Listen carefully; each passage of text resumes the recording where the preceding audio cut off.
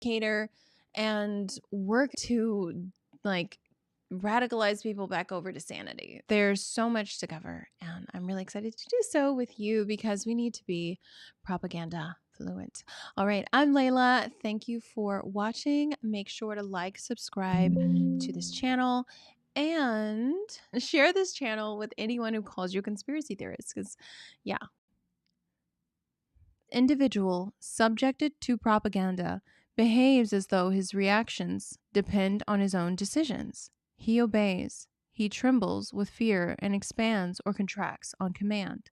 But nothing in this obedience is passive or automatic. Even when yielding to suggestion, he decides for himself and thinks himself free. In fact, the more he is subjected to propaganda, the freer he thinks he is.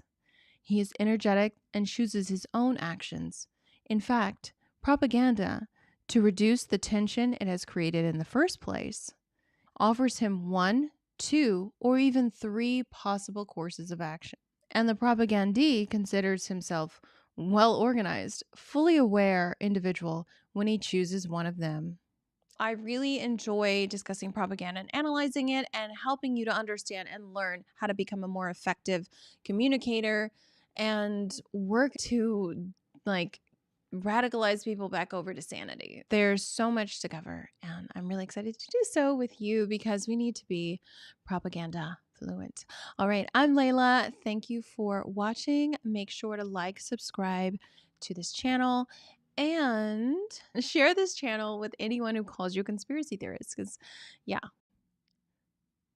Individual subjected to propaganda behaves as though his reactions depend on his own decisions. He obeys. He trembles with fear and expands or contracts on command.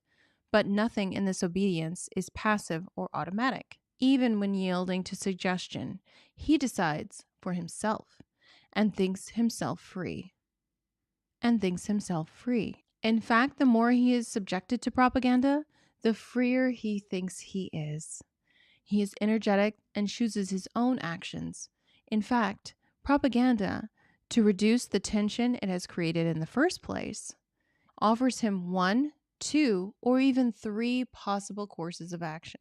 And the propagandee considers himself well organized, fully aware individual when he chooses one of them. I really enjoy discussing propaganda and analyzing it and helping you to understand and learn how to become a more effective communicator and work to radicalize people back over to sanity. There's so much to cover, and I'm really excited to do so with you because we need to be propaganda fluent. All right, I'm Layla. Thank you for watching. Make sure to like, subscribe to this channel, and share this channel with anyone who calls you a conspiracy theorist because, yeah. Individual subjected to propaganda behaves as though his reactions depend on his own decisions. He obeys. He trembles with fear and expands or contracts on command. But nothing in this obedience is passive or automatic. Even when yielding to suggestion, he decides for himself and thinks himself free. In fact, the more he is subjected to propaganda, the freer he thinks he is. He is energetic and chooses his own actions. In fact, propaganda, to reduce the tension it has created in the first place, offers him 1, 2, or even 3 possible courses of action. And the propagandee considers himself well organized, fully aware individual when he chooses one of them. I really enjoy discussing propaganda and analyzing it and helping you to understand and learn how to become a more effective communicator and work to radicalize people back over to sanity. There's so much to cover, and I'm really excited to do so with you because we need to be propaganda fluent. All right, I'm Layla. Thank you for watching. Make sure to like, subscribe to this channel, and share this channel with anyone who calls you a conspiracy theorist because, yeah. Individual subjected to propaganda behaves as though his reactions depend on his own decisions. He obeys. He trembles with fear and expands or contracts on command. But nothing in this obedience is passive or automatic. Even when yielding to suggestion, he decides for himself and thinks himself free. In fact, the more he is subjected to propaganda, the freer he thinks he is. He is energetic and chooses his own actions. In fact, propaganda, to reduce the tension it has created in the first place, offers him one, two, or even three possible courses of action. And the propagandee considers himself well organized, fully aware individual when he chooses one of them. I really enjoy discussing propaganda and analyzing it and helping you to understand and learn how to become a more effective communicator and work to radicalize people back over to sanity. There's so much to cover, and I'm really excited to do so with you because we need to be propaganda fluent. All right, I'm Layla. Thank you for watching. Make sure to like, subscribe to this channel, and share this channel with anyone who calls you a conspiracy theorist, because individual subjected to propaganda behaves as though his reactions depend on his own decisions. He obeys. He trembles with fear and expands or contracts on command. But nothing in this obedience is passive or automatic. Even when yielding to suggestion, he decides for himself and thinks himself free. In fact, the more he is subjected to propaganda, the freer he thinks he is. He is energetic and chooses his own actions. In fact, propaganda, to reduce the tension it has created in the first place, offers him one, two, or even three possible courses of action. And the propagandee considers himself well organized, fully aware individual when he chooses one of them. I really enjoy discussing propaganda and analyzing it and helping you to understand and learn how to become a more effective communicator and work to radicalize people back over to sanity. There's so much to cover, and I'm really excited to do so with you because we need to be propaganda fluent. All right, I'm Layla. Thank you for watching. Make sure to like, subscribe to this channel, and share this channel with anyone who calls you a conspiracy theorist, because individual subjected to propaganda behaves as though his reactions depend on his own decisions. He obeys. He trembles with fear and expands or contracts on command. But nothing in this obedience is passive or automatic. Even when yielding to suggestion, he decides for himself and thinks himself free. In fact, the more he is subjected to propaganda, the freer he thinks he is. He is energetic and chooses his own actions. In fact, propaganda, to reduce the tension it has created in the first place, offers him one, two, or even three possible courses of action. And the propagandee considers himself well organized, fully aware individual when he chooses one of them. I really enjoy discussing propaganda and analyzing it and helping you to understand and learn how to become a more effective communicator and work to radicalize people back over to sanity. There's so much to cover, and I'm really excited to do so with you because we need to be propaganda fluent. All right, I'm Layla. Thank you for watching. Make sure to like, subscribe to this channel, and share this channel with anyone who calls you a conspiracy theorist, because individual subjected to propaganda behaves as though his reactions depend on his own decisions. He obeys. He trembles with fear and expands or contracts on command. But nothing in this obedience is passive or automatic. Even when yielding to suggestion, he decides for himself and thinks himself free. In fact, the more he is subjected to propaganda, the freer he thinks he is. He is energetic and chooses his own actions. In fact, propaganda, to reduce the tension it has created in the first place, offers him one, two, or even three possible courses of action. And the propagandee considers himself well-organized, fully aware individual when he chooses one of them. I really enjoy discussing propaganda and analyzing it and helping you to understand and learn how to become a more effective communicator and work to radicalize people back over to sanity. There's so much to cover, and I'm really excited to do so with you because we need to be propaganda fluent. All right, I'm Layla. Thank you for watching. Make sure to like, subscribe to this channel, and share this channel with anyone who calls you a conspiracy theorist, because individual subjected to propaganda behaves as though his reactions depend on his own decisions. He obeys. He trembles with fear and expands or contracts on command. But nothing in this obedience is passive or automatic. Even when yielding to suggestion, he decides for himself and thinks himself free. In fact, the more he is subjected to propaganda, the freer he thinks he is. He is energetic and chooses his own actions. In fact, propaganda, to reduce the tension it has created in the first place, offers him 1, 2, or even 3 possible courses of action. And the propagandee considers himself well-organized, fully aware individual when he chooses one of them. I really enjoy discussing propaganda and analyzing it and helping you to understand and learn how to become a more effective communicator and work to radicalize people back over to sanity. There's so much to cover, and I'm really excited to do so with you because we need to be propaganda fluent. All right, I'm Layla. Thank you for watching. Make sure to like, subscribe to this channel, and share this channel with anyone who calls you a conspiracy theorist, because individual subjected to propaganda behaves as though his reactions depend on his own decisions. He obeys. He trembles with fear and expands or contracts on command. But nothing in this obedience is passive or automatic. Even when yielding to suggestion, he decides for himself and thinks himself free.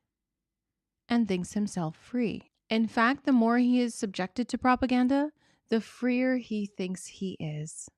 He is energetic and chooses his own actions.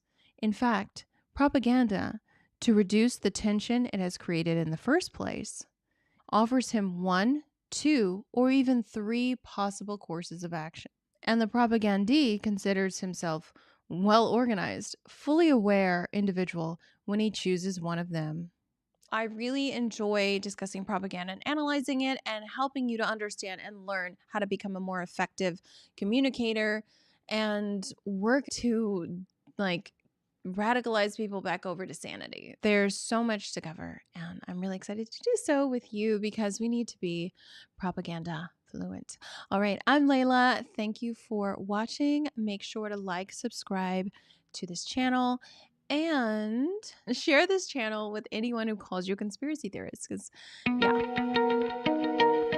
individual subjected to propaganda behaves as though his reactions depend on his own decisions. The following is a quote He from our obeys. next He speaker. trembles with fear and expands or contracts. Get as on offended command. as you like. But nothing in this obedience is passive or automatic. Even when yielding to suggestion, he decides for himself and thinks Needless himself to free. say, he tells it like it Thinks is. himself free. In fact, And the more he is subjected to I propaganda, have the freer absolutely he thinks amazing he is. privilege to He have is energetic and chooses his been own randomly, actions. synchronistically In fact, introduced to propaganda, this to reduce occult the tension it has researcher, created in the first place, philosopher, offers him esoteric 1, 2, or even genius. 3 possible courses of action. And the propaganda. The story goes like this. I had some random Skype friend that I met, who knows where, and he said, Bob, you do a podcast, you should include this guy, he's amazing, he's a local Philly guy. Next thing I know, What on Earth is Happening, episode 1 is up, and the rest is now history. Radicalize people back over. Long story short, There's so Mark much Passio is someone I'm really who excited to do so with you because will we stand up. propaganda fluent. He will All be right, I'm a Layla. pivotal Thank part you in the for revolution watching. against the Make sure powers to that like, shouldn't be. subscribe to this channel, He is uniquely qualified to and share with this you channel with insights anyone who calls you based on his conspiracy immense theorists. research. And he is guaranteed to do so with the passion that Passio can only on his own decisions. really He obeys, hit home with. he Ladies and trembles gentlemen, with Mark fear Passio. and expands or contracts on command. But nothing in this obedience is passive or automatic. Even when yielding to suggestion, he decides for himself and thinks himself free. In fact, the more he is subjected to propaganda, the freer he thinks he is. He is energetic and chooses his own actions. In fact, propaganda, to reduce the tension it has created in the first place, offers him 1, 2, or even 3 possible courses of action. And the propagandee considers himself well organized, fully aware individual when he chooses one of them. I really enjoy discussing propaganda and analyzing it and helping you to understand and learn how to become a more effective communicator and work to radicalize people back over to sanity. There's so much to cover, and I'm really excited to do so with you because we need to be propaganda fluent.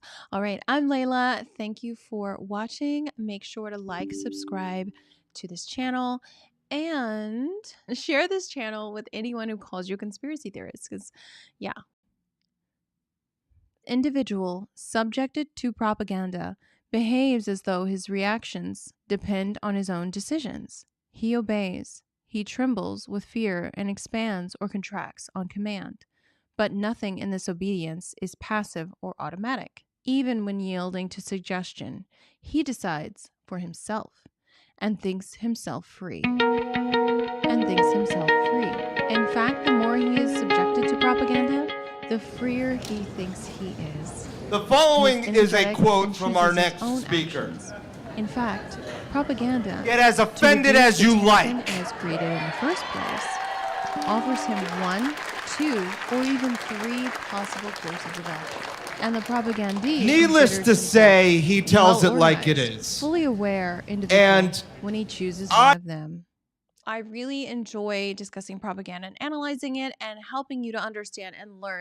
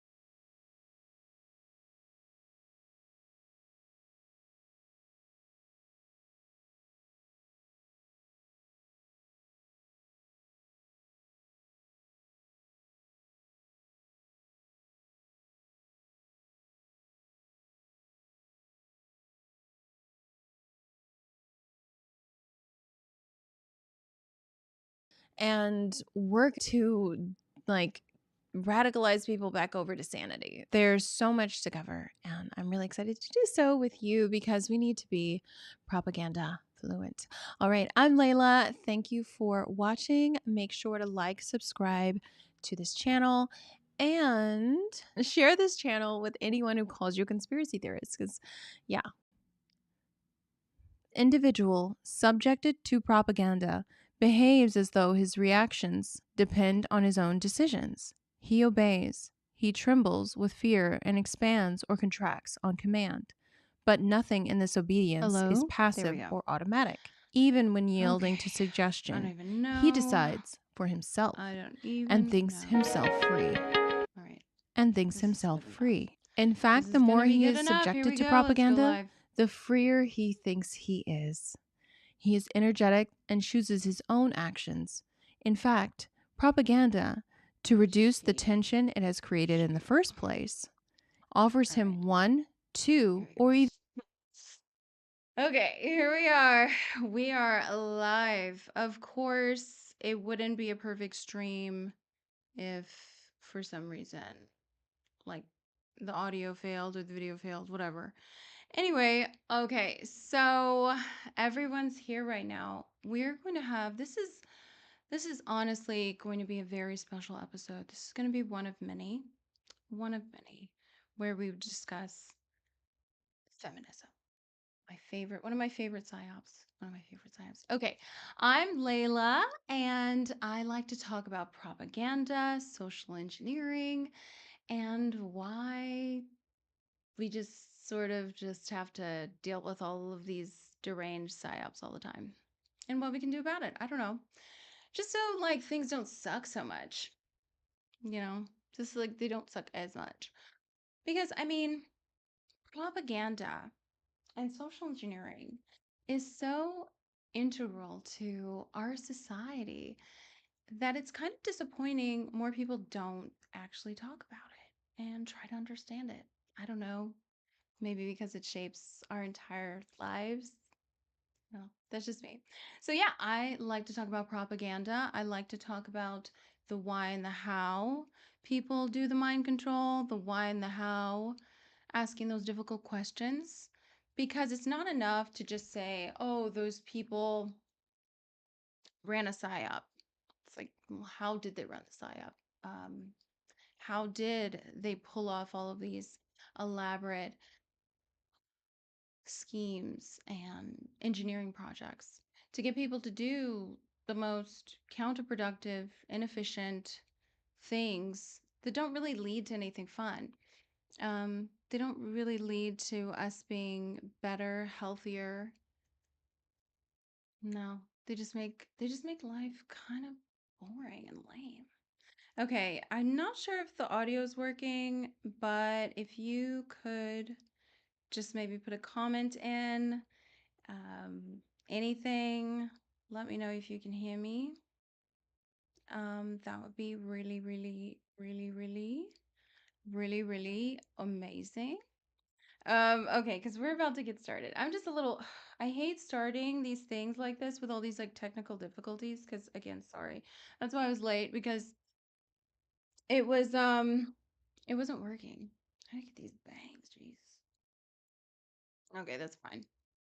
It wasn't really working for some reason, but here we go. Okay, we're gonna do this. I got my flowers in the background. I randomly got flowers. Okay, great. 91 Ellis RX. Oh, is it good? S. Yeah, I see you. Thank you. Thank you for letting me know. And thank you guys. If you're new to this channel, just be prepared and know that at some point I'll probably say something to trigger you.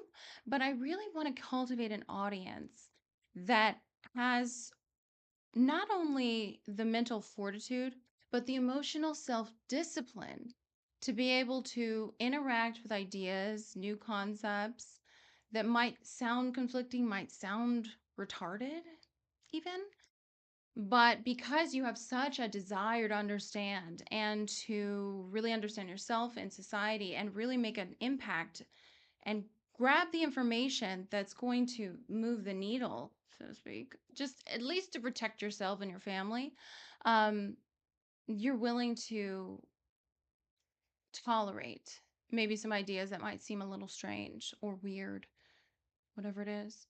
because that's what's required. Because the thing that I love about propaganda and propagandists is that they don't really care about how you feel or how they feel or what's right or what's wrong or how things should be. Oh, it should be.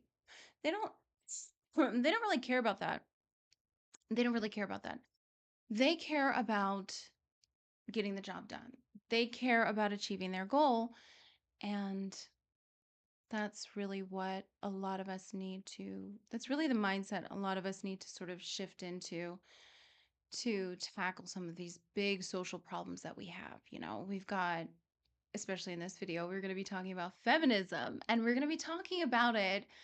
We're actually going to be watching Mark Passio's presentation on the unholy feminine. We're only going to do the first one because I really recommend you go buy the actual presentation. Okay, you can buy it on his website, What on Earth is Happening.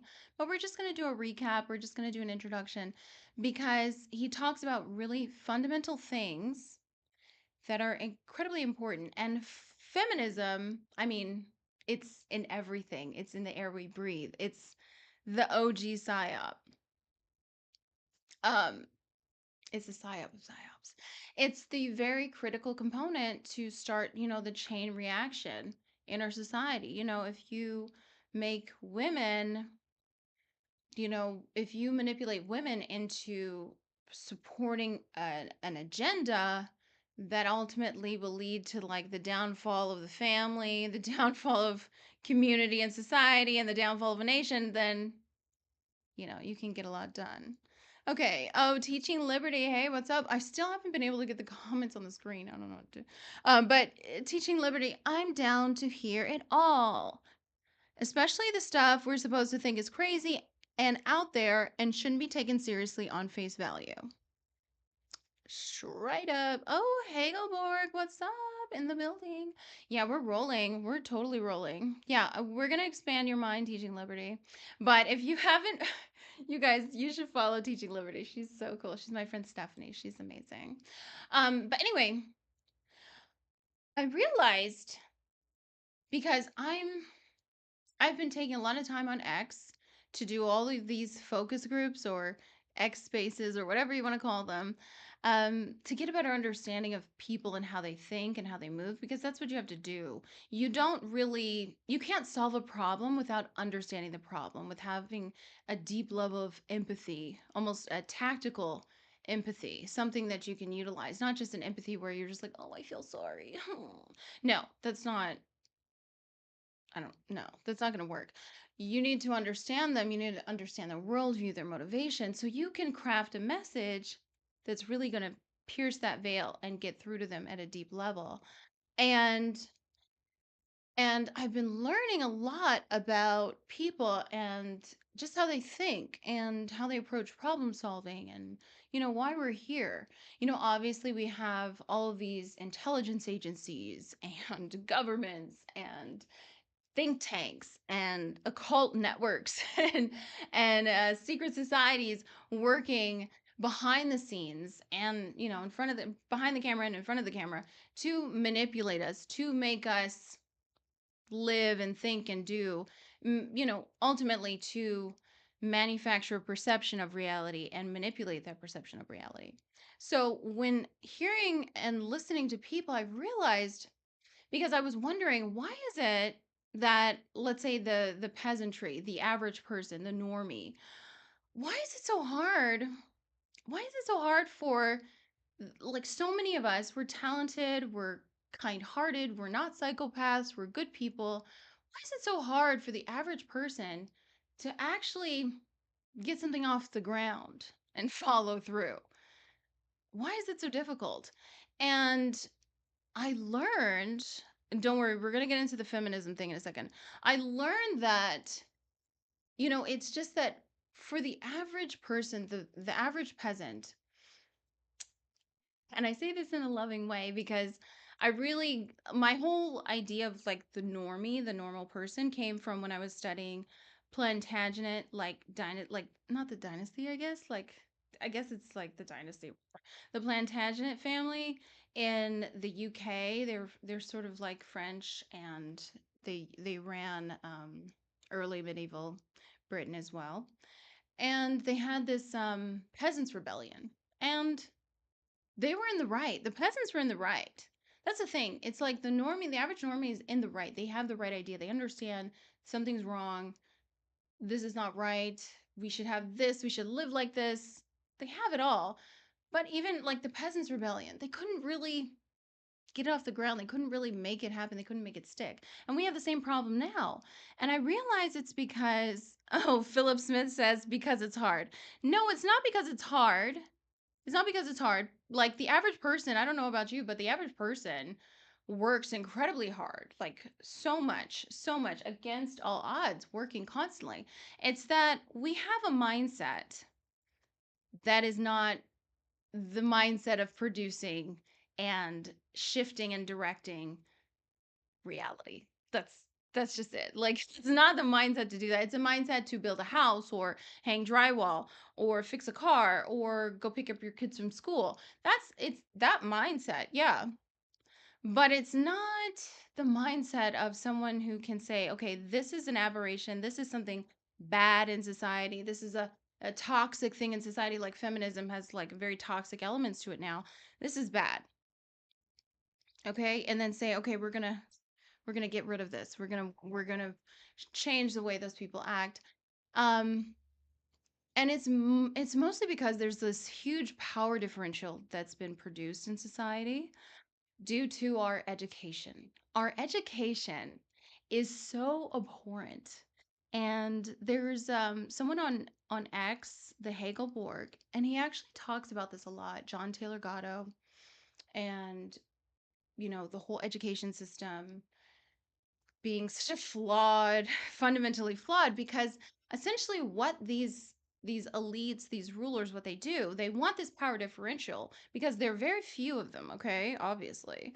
There's few of them and there's many of us. And they need to make it so that we're malleable, that we're pliable, and that we can be controlled. And the best way to do that is not through, force, because you only have so many calories that you can burn to suppress someone. There's a very finite, limited resource for that. There's only so much force you can exert on a person. Eventually they'll just, it's not efficient, it's not long lasting.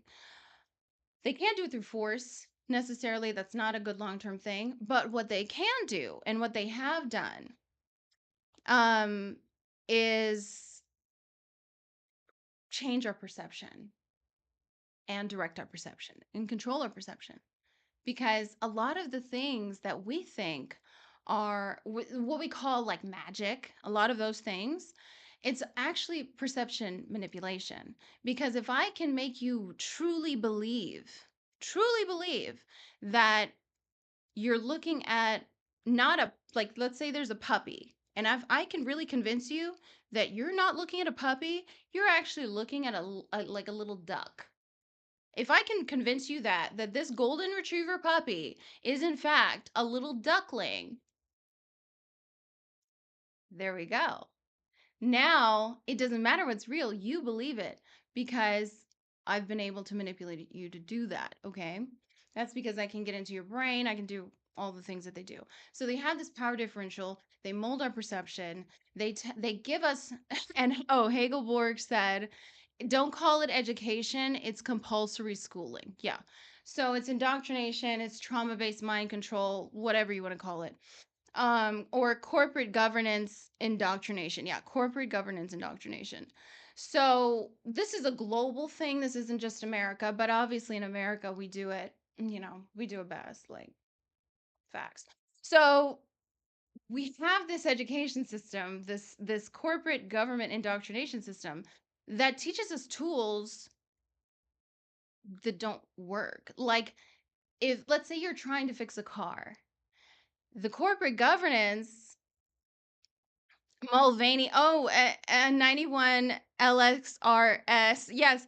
Is Dylan Mulvaney the puppy slash duck? Yes, that's a great example saying like you looking at this thing, this like Dylan Mulvaney they're going to try to convince you that this is a duck when it's really a puppy. You're like, I've seen this before. That is not a duck. You know what I mean? So yeah, that's a great example. Thanks for that. But they're able to do this. They're able to manipulate our perception, how we perceive things. They give us the wrong tools to accomplish the task that we need to accomplish. And so as peasantry, as this basic like normie group, everyday people, we can't pull off the things that we need to pull off. We can't exercise these bad mind viruses, these social engineered programs that modify our behavior, like feminism. We can't get rid of them because we don't have the tools. We can't perceive them. We don't have the tools to get rid of them. And we're sort of stuck. We're stuck at step one. We're stuck, and this is what I hate also about the talking heads, like the influencers, so based, the based influencers, oh, base take.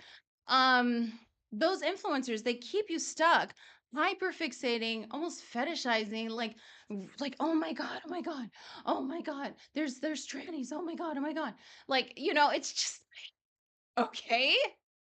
Like, you're at step one, you're recognizing the problem. And even in step one of problem solving, which is a multi-step thing, they have you sit there and just like go over in loops, literally for months and years, loops about what the problem is. Oh, can you get the right talking points? Oh, if you bring it up in discussion, then people who also have these talking points can also agree with you and be like, uh-huh, yeah, I know, I don't agree with that. Yeah, I don't agree with that either. Okay, cool. And it's like, what's the freaking point? Like, we've heard these talking points, these service level based takes, and it's like, shut up already. Can we solve the problem? Because I don't want to hear about it. Either we're just all going to like accept Dylan Mulvaney, for example, or we're going to just solve it, or we're going to shut up. Because like, it's like, at this point, what are you going to do? So they created these power differential, these rulers, these elites. They created the power differential by giving us like horrible tools to accomplish the tasks that we need to accomplish. And I like to equate it to almost like they teach us to fix a car. They, in our compulsory government education, they teach us, they give us the tools to fix a car with like the tools you would use to hang sheetrock. Okay, that's literally how bad it is. That's how bad it is. That's how off base it is. What the hell are you going to do? How are you going to fix a car with the tools that you would use to hang sheetrock? And we wonder why we persist in these like constant social problems. And we're like shocked at it. It's like, oh my God, how is this happening? Oh, we must be lazy. No, it's because we're so off base in our fundamental understanding of the problem, to like being paralyzed in place of just like hyper fixating on the problem and not actually moving through any sort of the actual frameworks for changing it. And one of them is creating counter propaganda. Creating counter propaganda is so crucial. We have all this like propaganda coming at us, telling us to believe XYZ. Shout out to the ladies. Thank you for the fool me. Oh, thank you for letting me know. It's just they give us the worst information. So we have to work together, put our differences aside, because at the heart of it, most of us are good people. Like, honestly, the majority, and I'm not gonna lose face. I'm not gonna become so corrupted in thinking that the majority of people are all bad. No, it's some people genuinely are NPCs. Like, that's real. Like, that is real. That's a whole separate problem. But there's a lot of just good people, and it doesn't take that many people to create significant change. Like, if you think about in history, you only hear about one person. It's not like, you hear about every single person they knew and it's a group. No, it's usually just one person, stand out, archetype, mm, make it happen. So we've got to change this. And when we do that, when we apply a new type of thinking, like systems thinking, for example, to handle this complex society of these complex problems, interwoven problems that have been produced, when we do that, things can self-correct because honestly, God created, or however you want to refer to it, don't get triggered by God, like that's lame. But God created a perfect system. It has rules. And when we take out the poison, it can function properly. So that's my little intro rant, just to give you an idea if you're not sure who I am and like why I talk about the things that might otherwise piss people off, like feminism. Now, with this presentation, I love Mark Passio. Number one, Mark Passio is amazing. You have to check out his channel. What on Earth is happening? He has so much content out there, and in this presentation, he talks about feminism, and he's one of those researchers, and he's one of those researchers that try to describe things as they really are, not as we would all like it to be. And his theory is, thank you so much, you guys. Love it. Love Keegan. Thanks for joining. Yes, awesome. Which is, he describes things in real detail, and he describes feminism ultimately, which I love this take. It's actually based. It's like actually based. He describes feminism as an epigenetic, like a eugenics program. Like it's a social engineering eugenics program. Like there's eugenics that we think about, the traditional eugenics where they like control breeding, they like do the abortions and all that. We think of that as eugenics, or choosing who breeds with who, which is eugenics. This psyop, this social engineering program, ultimately was produced to create a warped female, like the unholy female, this like degraded form of female, so that this woman could seek out and reproduce with, let's just say, bitch made males. Yeah, like completely just the cowardly bitch made, like just horrible, like the worst type of male. The worst type of male that is not the true masculine, but the bitch made masculine, the one who might seem masculine on the surface, but ultimately will comply with whatever the government says. Yeah.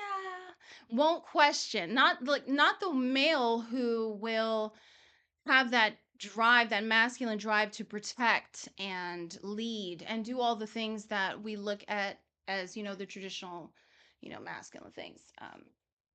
And again, and again, this isn't an attack on women. And I please want you to please, please, please get out of the whole gender war thing. We're going to take a step back from that ratchetness. This is not about moving the dialectic along forward. This is not about driving the division between male and female, because male and female are complementary. They're supposed to work together.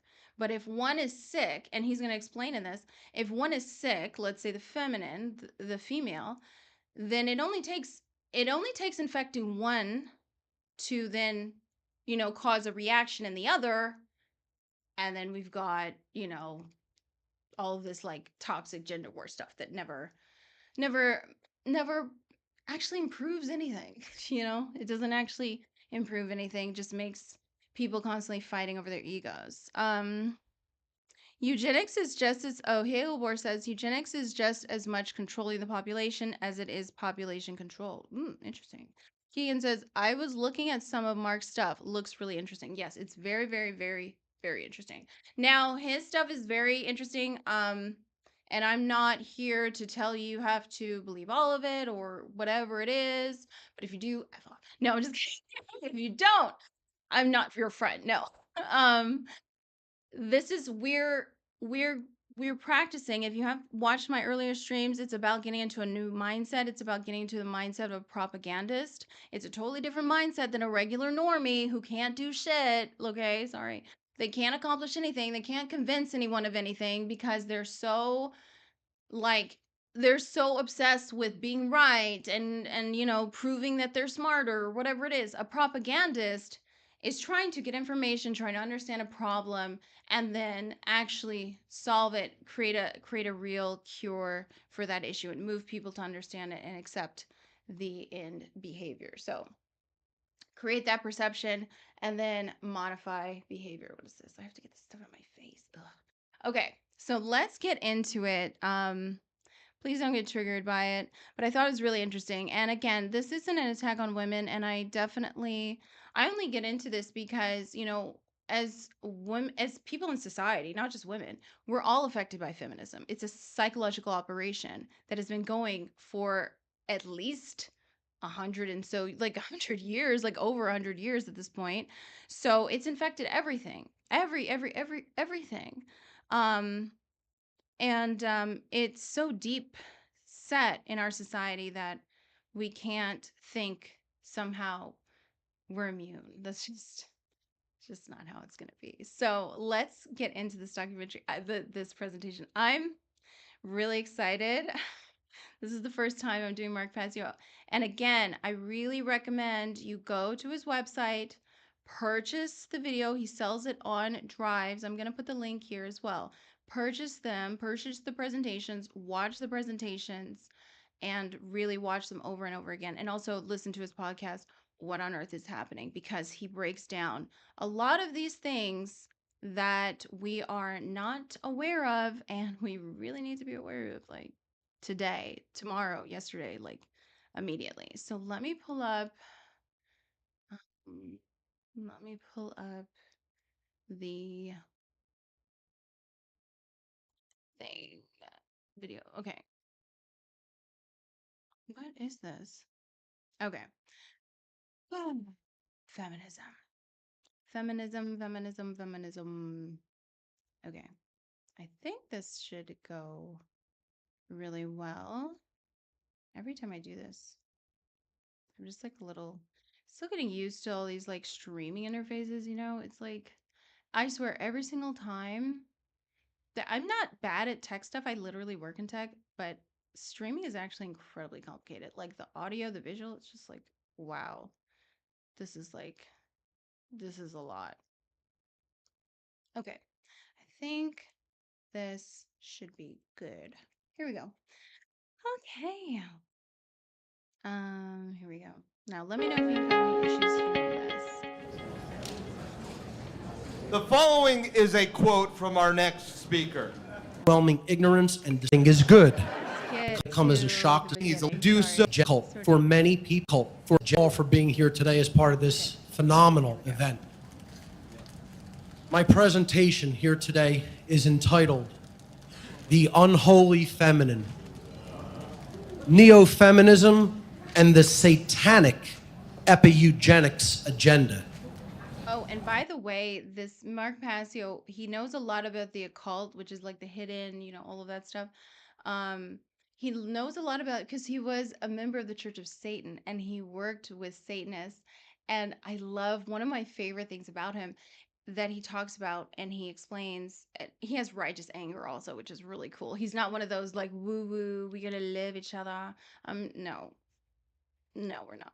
We're gonna kick some ass too.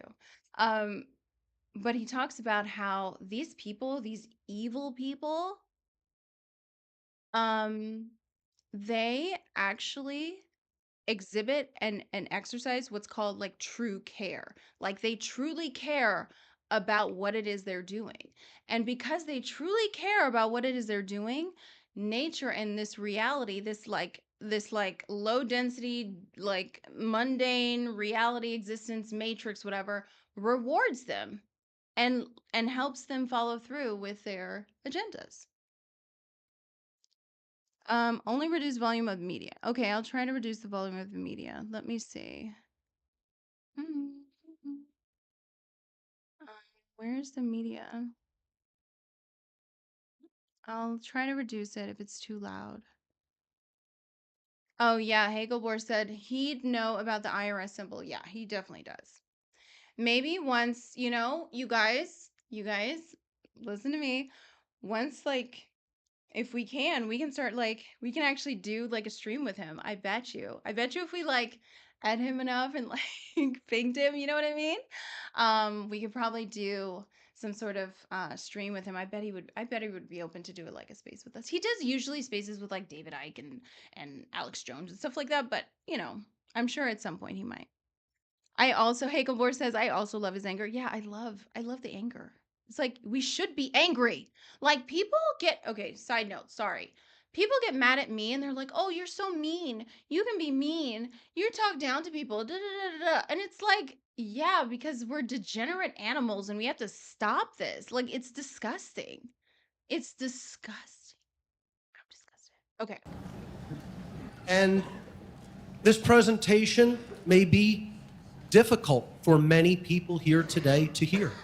Certainly will be difficult for people watching via the internet later after this conference has concluded. But nonetheless, it needs to be said. Oh, and Keegan says, Satanists always get right to the point fast. Good quality I like about them. It is true. They're very efficient. They're very, very efficient because it takes a lot of energy and we have to move. And I've kind of built my reputation sort of on the ability or the decision to come out and say some things that other people won't.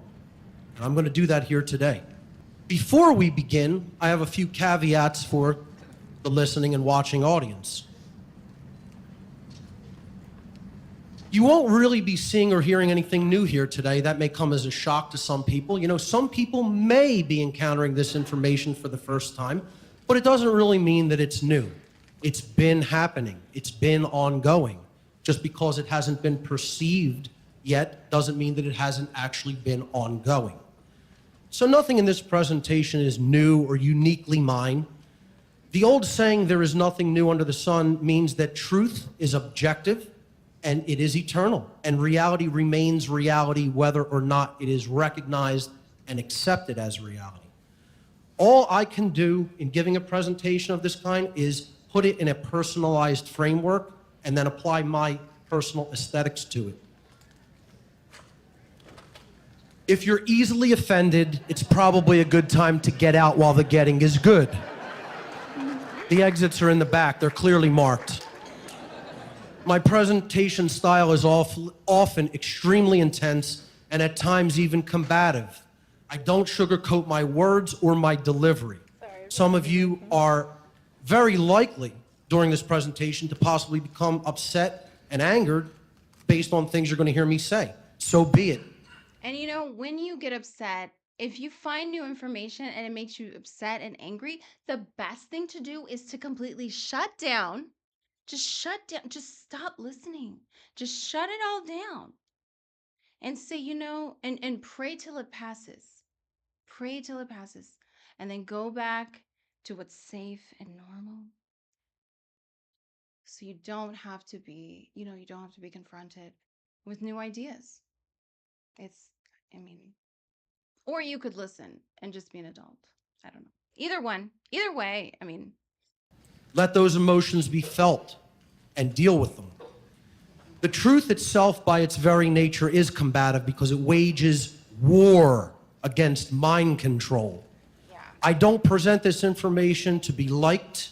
I don't present it to be popular. I don't present it to make money or to make friends. I speak publicly because I recognize that in a time of such overwhelming ignorance and deception, the fact that I do understand such information regarding what is taking place in our world today places me in a position of moral obligation to communicate this information to other people in an attempt to help them to understand it and to do something about it, to take action. So get as offended as you like. It's not going to change the truth. Don't fall prey to emotional mind control. See, people make the fallacy of wanting to think with their emotions about what's true or not. It's a very slippery slope to go down. So every person who wishes to take away real value from this presentation should make a deliberate and conscious effort to do two things while watching it. You should set aside your personal perceptions of me as the presenter, a very difficult thing to do, admittedly. This includes things like how you think I look, dress, or sound, or my delivery style. Paying attention to such trivialities will detract your mental focus away from the information that I am presenting, and that is what is important, not me as the speaker. Be consciously aware of any impulses you may have to reject this information based solely upon your initial emotional reaction to it. It is a logical fallacy to gauge the truthfulness, the veracity of any information that you are encountering based upon how it makes you feel when you first hear it. In other words, ignore the information in this presentation. Okay, so someone says the volume. All right, so I'm going to turn the volume up. Apologies about, I'm trying to figure out what's the best way for everybody universally. So let me see, I'm going to do some today due to your own ego bullshit at your own peril, because this agenda is real and happening and it affects all of us. Watch the whole thing, not in pieces. Watch the whole thing. This information is a tapestry, and the other part, the old to the old this agenda. Because it's a really good. Okay. This presentation is building upon my presentation from last year's For Your Mind conference, which was called The Cult of Ultimate Evil, Order Followers, and the Destruction of the Sacred Feminine. And in that presentation, I explained how order followers in the police and the military are absolutely annihilating the dynamic of care in our society. And they are just eradicating it. And they are silencing people and stepping on their rights. And they are taking direct aim at heart-based intelligence. And they are putting it to death. So this presentation here today, of course, while last year's presentation focused largely on men, who are the vast majority of the order followers of our society. Of course, there are women order followers as well. But to be honest, they're the strong arm of the New World Order control system, the dark New World Order control system.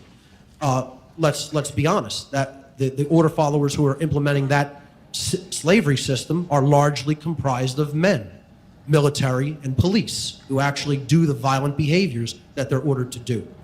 This year, I'm shifting the focus and I'm talking about the destruction of the sacred feminine, specifically within women, within females. Now, when he says the sacred feminine, he's saying the archetype. He's saying the like actual feminine essence, not the like corrupted, evil feminine. He's talking about the actual sacred. So getting rid of the sacred, getting rid of the holy, the good, the original, and that's what they're trying to do. They have to. Males in our society. And this is no less deadly to the dynamic of care in our society, which could act as the creative and cohesive glue between people that helps them to awaken and to change the world for the better. Unfortunately, this agenda I'm going to be talking about is shutting down the dynamic of care in many women. I call this agenda, the Neo-Feminism agenda, the elephant in the room. It's so big, and it's actually so obvious that it acts like this old adage, there's an elephant in the room and nobody notices. And it's because a lot of people don't want to hear this. They don't want to talk about it. It's uncomfortable information. It's information that people really cringe at bringing it up because of how touchy some of the topics in this are. This quote here, it's funny how everybody considers honesty a virtue and yet no one wants to hear the truth. It's very difficult to hear painful truths, especially if they may apply somewhat in some ways to you yourself. Oh, whoa, this is a great quote. The illiterate of the 21st century will not be those who hate crime, bro. That was like a hate crime. No, see, yeah, that's a huge thing. I'm sorry it's going so slow. We're going to get into it, but that's a huge thing because people don't really want to hear the truth, especially when it might have to do with something they need to change. Like, if I'm a feminist and I don't even know I'm a feminist, like if I'm a toxic feminist, let's say, and I don't even know I'm a toxic feminist, like finding that out, it's going to be painful, And that's why many people like to resist. It's psychologically how we protect ourselves, Cannot read or write, but those who cannot unlearn the many lies that they have been conditioned to believe and seek out the hidden knowledge that they have been conditioned to reject. I would add to that and say it's the hidden knowledge that they have been conditioned by mind control to ignore. Yeah, exactly. Oh, Huey Freeman 7 says, and this presentation was done before the so-called pandemic. Remember that? Yeah, no. He's been going hard for a very long time. Like this agenda has been going for a very long time. All of these things. The pandemic was just a unique and fun Bill Gates like getting back at the world. This information that I'm presenting here today isn't so much occulted. It is ignored because bringing it up to people can create very uncomfortable social situations. Oh no, we don't want to offend people socially. Oh my god, that was so awkward. It was so awkward. Don't want to do that. And that's so true. It's so true. It's all of this stuff is not hidden. It's just ignored by the general public because they're uninitiated. They're not told to pay attention. They're not taught to pay attention to these things. Like for example, and I'm going to do a space on this and videos on this, like the logo for the IRS. I'll pull it up in a second, but the logo for the IRS, very interesting. But okay, sure. Everything's just like normal. No big deal.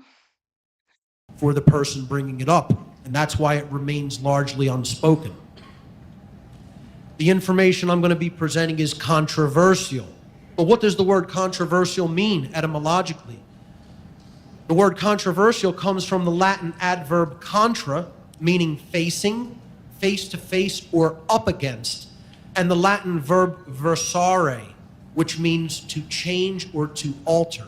So when we put those together, the word controversial, literally in its root meaning, its root origin, means coming face to face with change, having to deal or having to confront the prospect of changing yourself.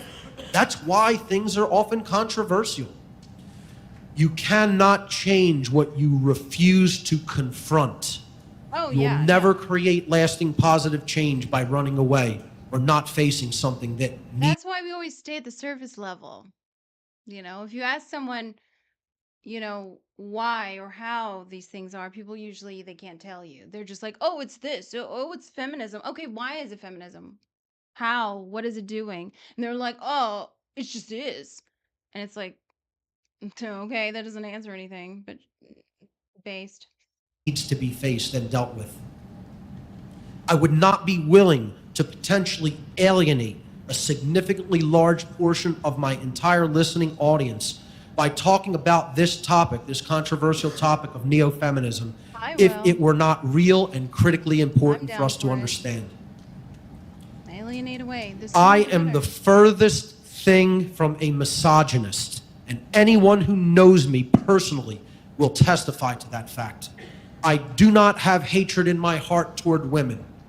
I will not make blanket statements here today in this presentation about, quote, all women. I will, however, during this presentation, be speaking in generalizations about most women or the vast majority of women.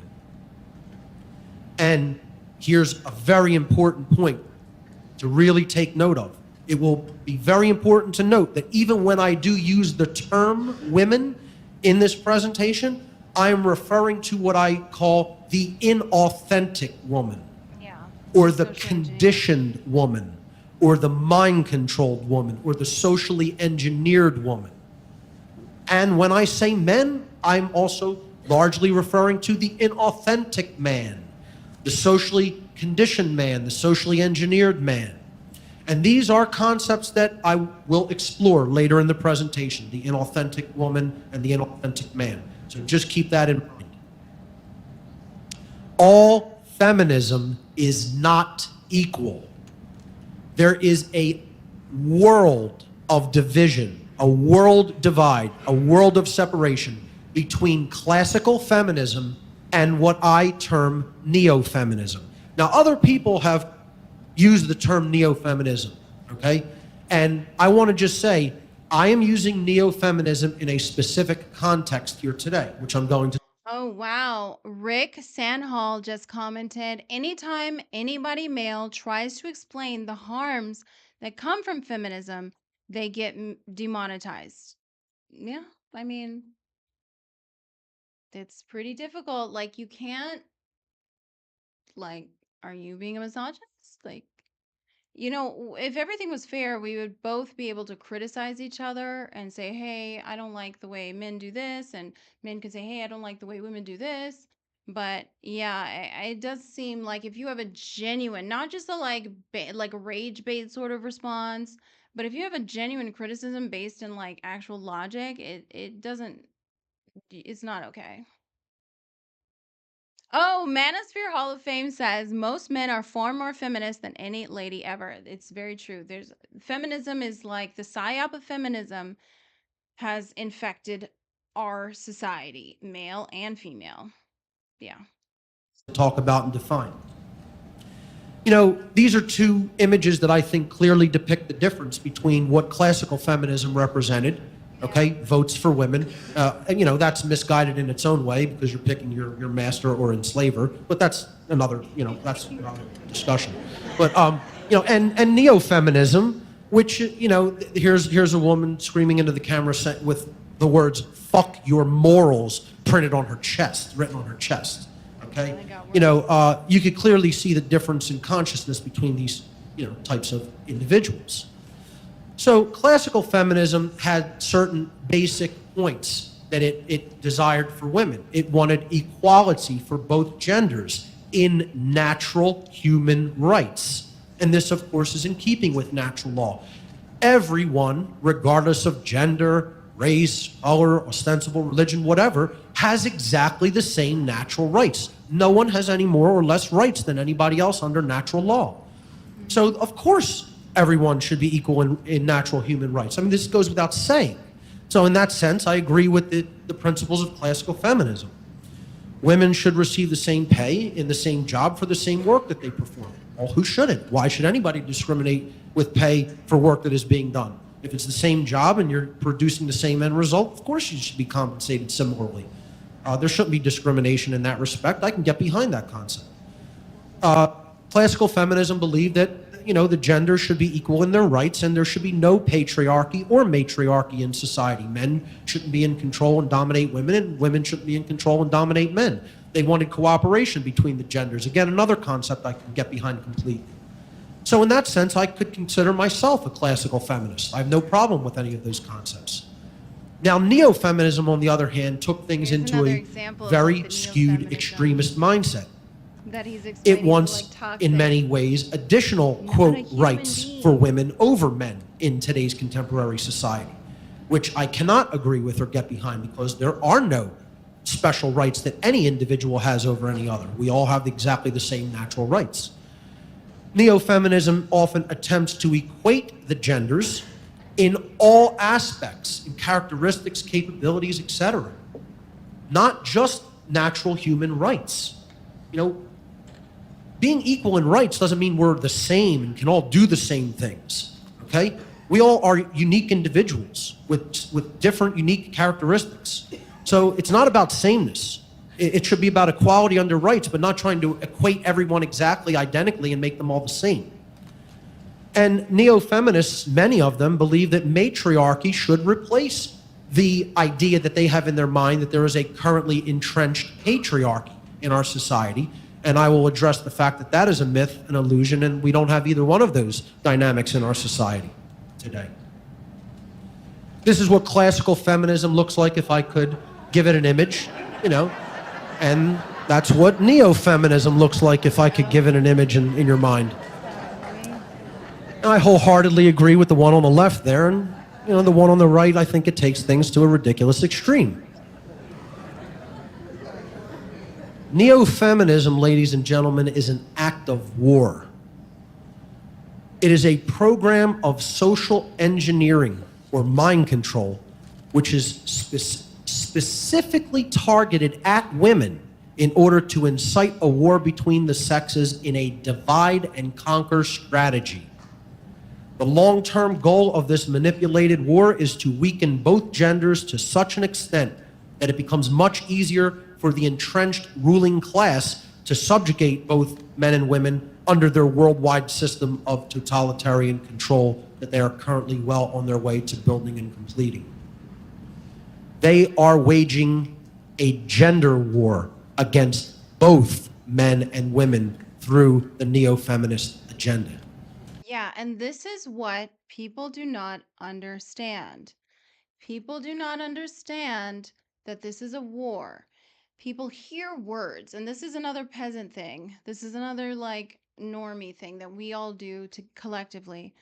We're taught that the labels that we hear, just understanding like vaguely what the label is, that somehow like feminism, like war, like all of these things that we know, somehow just because we know about like the definition, let's say, means we understand it, means we have like some deep understanding, and we don't because we know about like the concept of divide and conquer, but do we know how they actually divide and conquer? Well, here we are, the gender war. They're literally dividing male, female, that should be together, working in harmony together, like the yin yang, like the yin yang symbol, you know, working together, complementary. They're dividing and conquering. That's what they're doing. It's the division. It's like it goes all the way down. Like if you take some type of correspondence to it's mirrored in like DNA. Like we see the double helix, it's wound together. But if you rip it apart, okay, it's broken. Like it's not gonna work properly, right? If it's fragmented, if it's torn, it's not gonna work, and you're gonna get a disease state, and that's what we're seeing. Why do this? Why a gender war? Lots of reasons.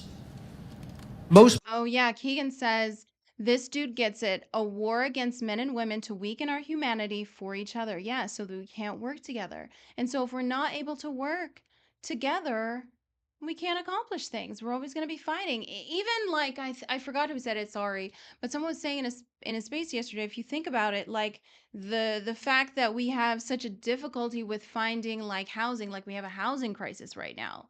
And if you think about it, a lot of that, I'm sure a good percentage of it is because people are constantly getting divorced.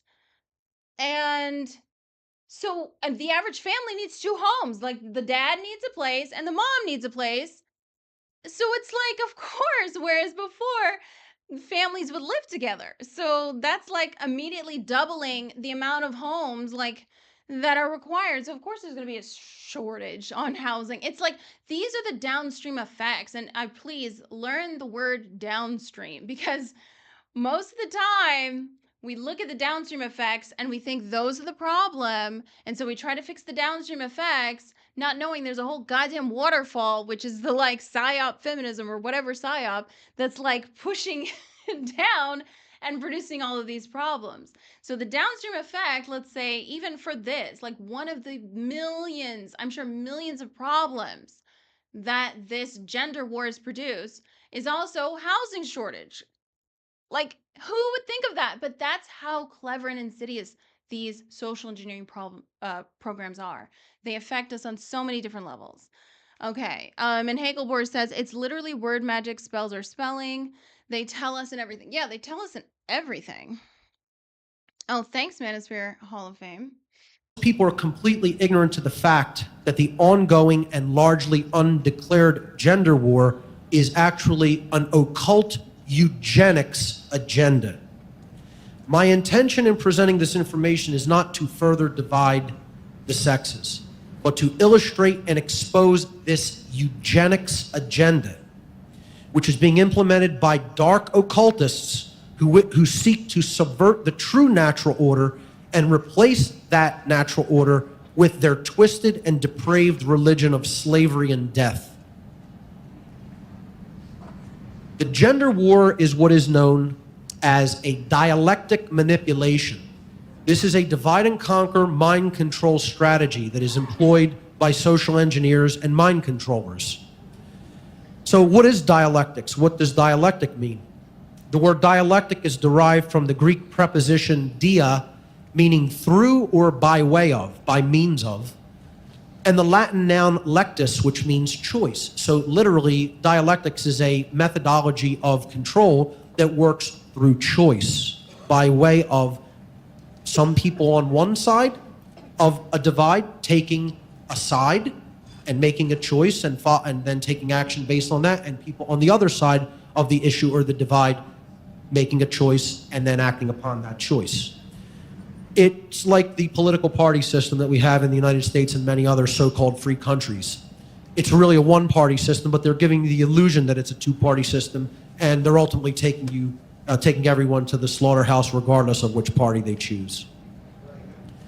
So the dialectic in neo-feminism is largely between people who believe that there's a patriarchy and people who believe that there should be a matriarchy. And, you know, if you look at the words, what do they have in common? Archy, meaning rulership, control over other people, or in other words, slavery, from the Greek archon, which means master over a slave. You know, the other commonality here is the control system itself, you know, to use a Game of Thrones analogy here. Great show, by the way. You know, it doesn't matter who's sitting on that throne. The concept to keep in mind here is there's a throne to be sat upon, which needs to be destroyed and eradicated. And we need the concept of authority needs to go in our society. I always give this analogy to the situation. You know, people, a lot of, you know, alternative historians and researchers want to say, well, World War II was a big manipulated war. Yes, it was. Of course, international bankers were involved in manipulating both sides.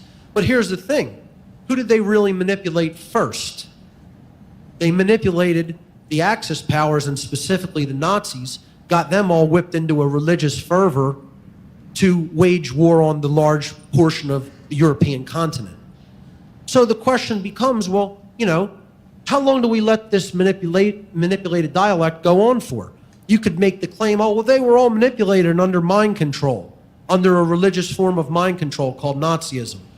Well, does that change the difference in what they were actually getting done through their actions? You know, if somebody is performing great violence upon other people, do you say, oh my God, they're under mind control? I realize that they're falling for a dialectic manipulation and they're completely manipulated and under mind control. So does that mean you just let their actions go on unchecked? You know, it's like the current police state that we're dealing with in America. Well, everybody says, well, the police are just under mind control. They think what they're doing is right. They think they're just doing their jobs. Well, does that mean you just let them continue to stomp all over your rights for eternity? You know? And because you realize that they happen to be manipulated and under mind control, well, no action should be taken. Well, you're just going to let them do it. See, the concept to keep in mind here is both sides don't have to fall for the manipulation. Only one side of a dialectic needs to fall for the manipulation in order for the dialectic manipulation to be successful.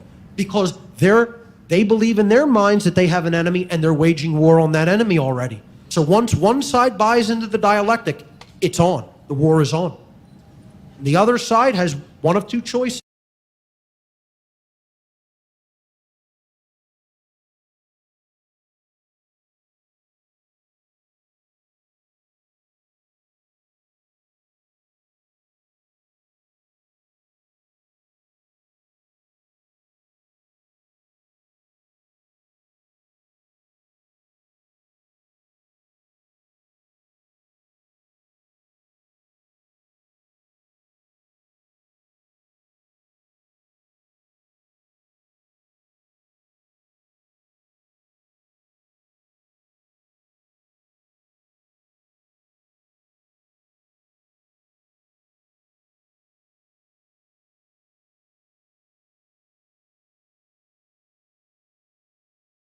Oh crap, I was just talking so much shit. Okay, sorry. No, what I was going to say was what he just said about the dialectic is incredibly, incredibly, incredibly important. The average person has no idea about the dialectic and how it actually works. Like, no idea.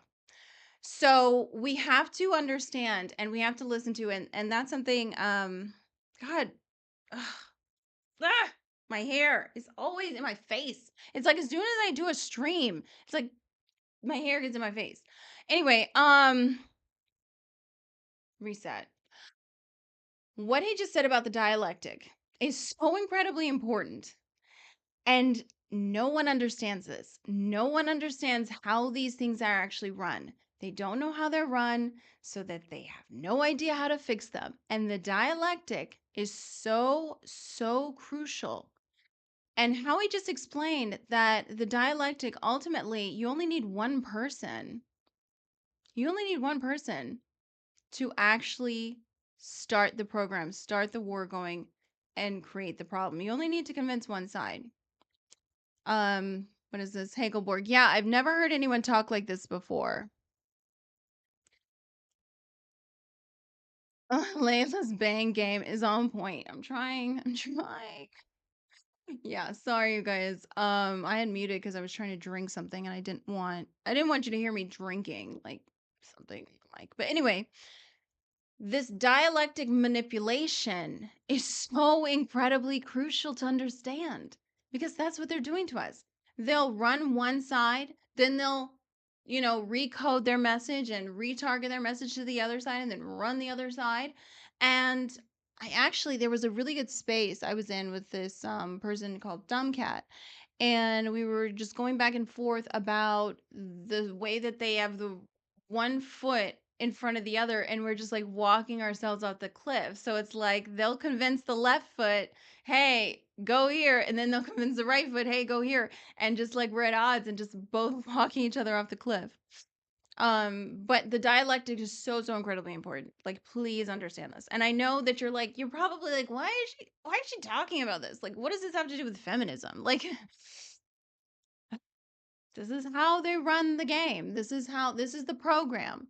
This is the framework. This is the foundation. This is the whole mechanism. And then they go ahead and they paint on the whole and they code on all the whole, oh, by the way, your dialectic manipulation is this and that men are evil and blah blah blah or whatever it is. Or that women are evil, whatever it is. So this is the framework you have to understand because they'll keep running. They're always doing this dialectical manipulation, but they're doing it with different topics. So please, please, again, I really encourage you to go to What on Earth is Happening, Mark Passio's website. You can purchase the entire presentation, and you definitely need to do that and watch it over and over again. So, super, super crucial point. And I was just so shocked the fact that he talks about this. Like they don't even know what is a gender war. What the hell does that even mean? It's just words. Oh, gender and war. But I thought war was when people bombed each other. Oh no. It's when there's a breakdown in communication and division and then violence. Okay. So whatever. War is actually an occult eugenics agenda. So keep in mind here is there's a throne to be sat upon, which needs to be destroyed and eradicated. And we need the concept of authority needs to go in our society. Oh, shoot. Here we go. I always give this analogy to the situation. People, a lot of, alternative historians and researchers want to say, well, World War II was a big manipulated war. Yes, it was. Of course, international bank. I'll take fighting a war against people who are waging a war on freedom. Even if I know they're under mind control. Doesn't matter. The end result is the same if freedom's going to die. The end result is the same if freedom's going to die. So doesn't make a difference. I hesitate to say most of us collectively understand what it means to be free. What is freedom? Like, we have to go back to the foundation because, again, we've been taught through an indoctrination system. We've been given this like false education, this corrupted information, and we don't even know. We don't even know what the heck we're trying to aim for or what it really means. Like, what does freedom actually look like? Oh, does it look like going to McDonald's every day if you want to, or choosing McDonald's or Taco Bell? Whoa, that's free, bro. Having to pay like 40% tax on your income. Whoa, free. No. We have to really consider all of these things. If somebody has bought the manipulation. That doesn't excuse the behavior and mean that no action should be taken regarding it. So keep that in mind. That's how this gender war is being played off. And I'm not taking sides, but I am saying one of the sides is deeply buying into this gender war manipulation. And now they're getting the opposite effect in place where men are responding to that in very reactive ways, which I'm going to talk about tomorrow. There is no bigger dialectic breakdown.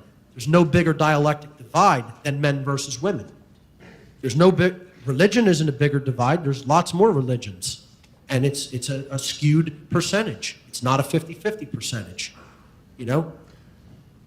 Political divides, you know? There's one party, another party, and there's people who don't buy into either, and then there's people who follow, independent candidates, etc.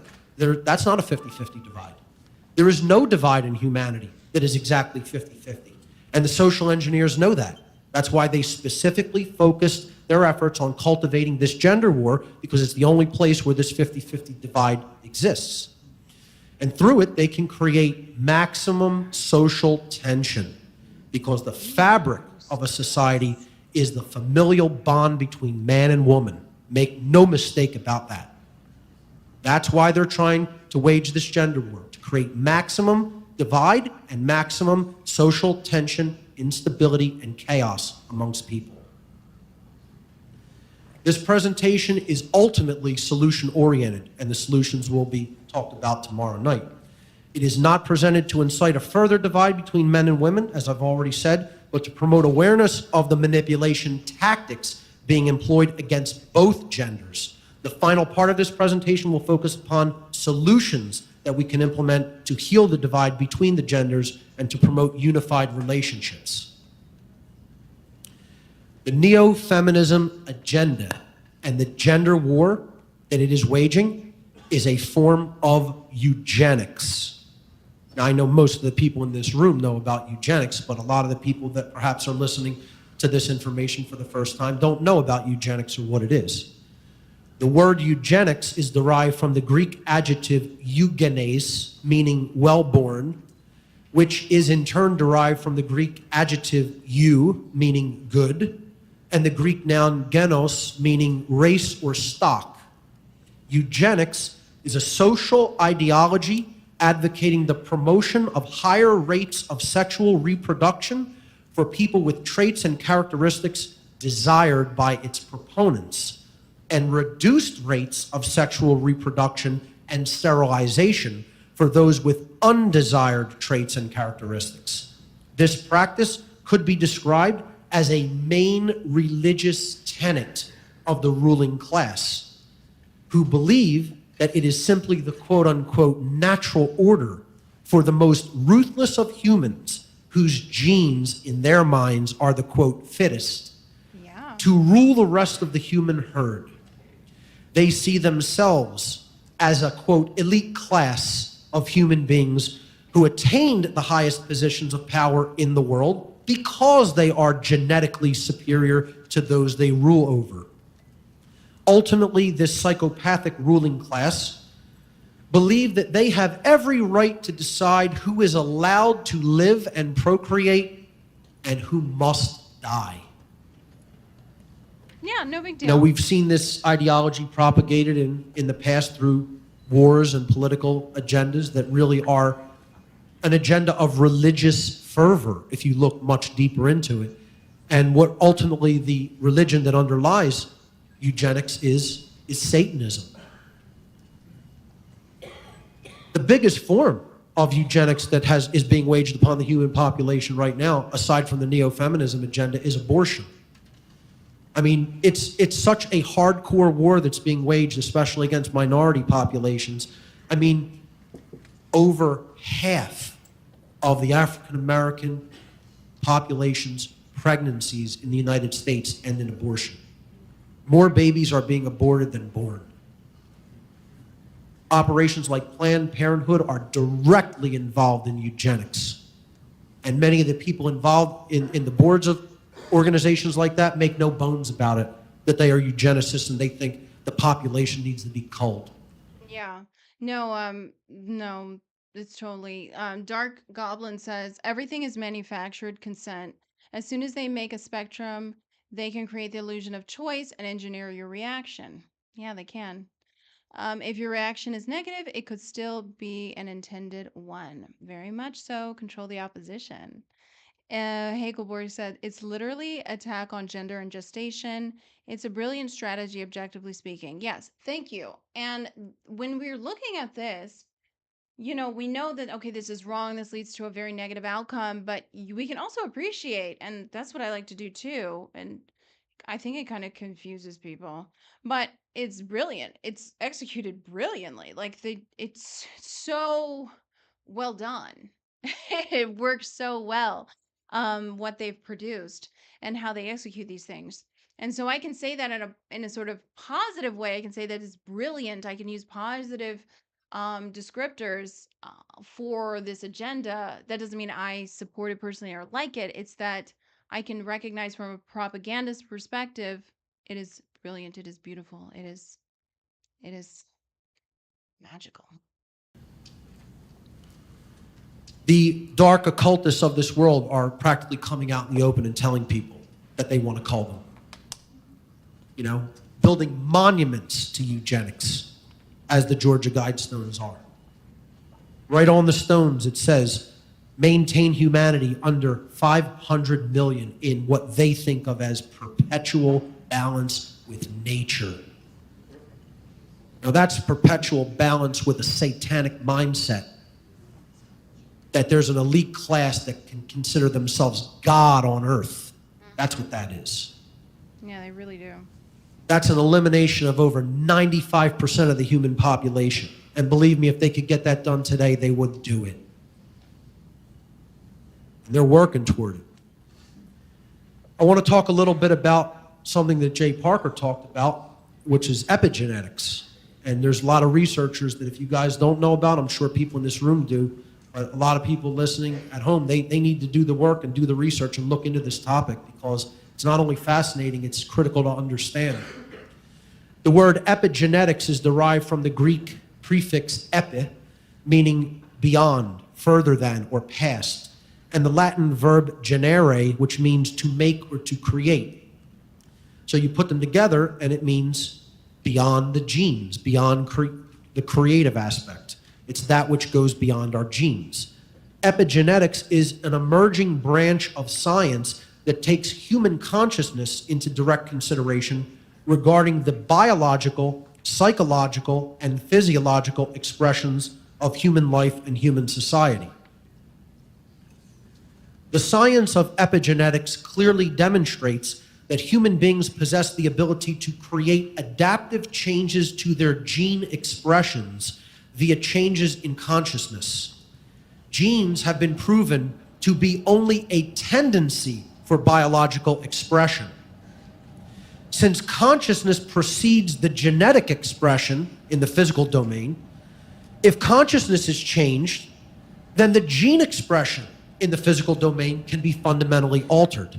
In other words, can we actually alter our genes and our genetic code through an alteration in our consciousness? And the answer is yes. Yeah. This has been proven by this new emerging science. And then Bruce Lipton is also good. Thanks, Huey. I thought the word epigenetics had actually been scrubbed by mainstream media, but I shocked myself in doing some of the research for this presentation, because I found that Time Magazine, of all publications, actually did a front story piece on epigenetics in January of 2010. Epigenetics has shown that, okay? So now we're taking eugenics, if fully grasped by breaking the habit of healing yourself, and Greg Braden, who wrote The Spontaneous Healing of Belief, among many others. I highly suggest the work. Now, let me qualify this as well. There's going to be some other researchers that I'll talk about tomorrow that, you know, I don't have to agree with every breaking something, consciousness, things that you don't follow. Domain. Follow me here, okay? This is eugenics that is waged through the manipulation of consciousness. That is possible. It's not only possible, it's being done. What if an occult ruling class long ago discovered how to influence the breeding process within entire populations for the purpose of making those populations easier for them to control? In other words, controlling human breeding by manipulating human consciousness to get the characteristics of the next generation to come out the way the ruling class wants those characteristics to come out. In other words, ladies and gentlemen, human farming. Yeah. Because that is what the control class, the social engineer class, consider themselves. They consider themselves farmers of the human herd of cattle. That's how they view us. That's how they view you. This is population control through mind control. Population control waged through mind control. That's when we take the sugar coating off and call it what it really is. I have truncated or shortened these terms. Instead of calling it epigenetic eugenics, I refer to it as epi-eugenics. It's taking eugenics to the next level. Going beyond is what epi means when we put it in front as a prefix on a word. So we're going beyond classical physical eugenics that involved force, direct violence, and sterilization of human beings, okay? Now we're taking it into the epigenetic realm, the realm of consciousness and the realm of mind control and manipulation. Epi-eugenics is the propagation of eugenics by way of social engineering or mind control, and selective breeding by the very population which the eugenics strategy is targeted to destroy. The people who the eugenics strategy is targeted to wean or to cull is actually performing this very selective breeding process. And they have been convinced that it is actually in their best interest to perform that culling upon themselves. And that's what's happening in our society, folks. That is going on actively as we're sitting here. Eugenics, epi-eugenics, one could call it mind-controlled downbreeding. Mind-controlled downbreeding. Or in other words, getting the human herd to cull itself.